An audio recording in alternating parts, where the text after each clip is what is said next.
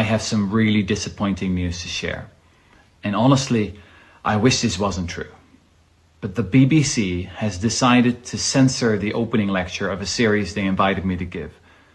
They deleted the sentence in which I described Donald Trump as the most openly corrupt president in American history.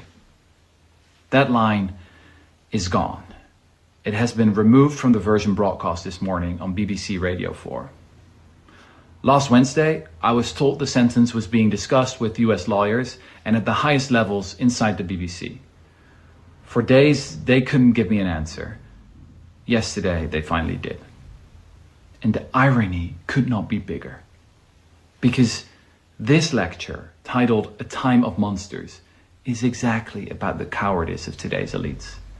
About universities, corporations, and yes, media networks bending the knee to authoritarianism. I find it hard to express how shocked I am by the BBC's decision. Because this is not just another media organization.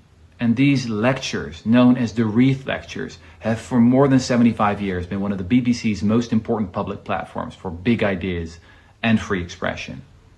This should concern everyone, left, right, center.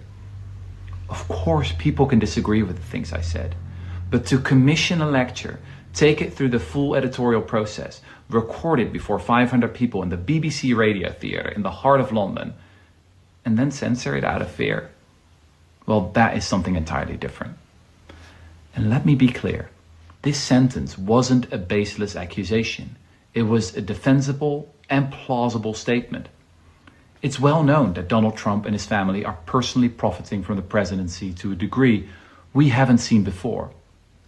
According to a major investigation in The New Yorker published last August, the total gains, personal gains, already exceed roughly 3.5 billion, from real estate deals to meme coins.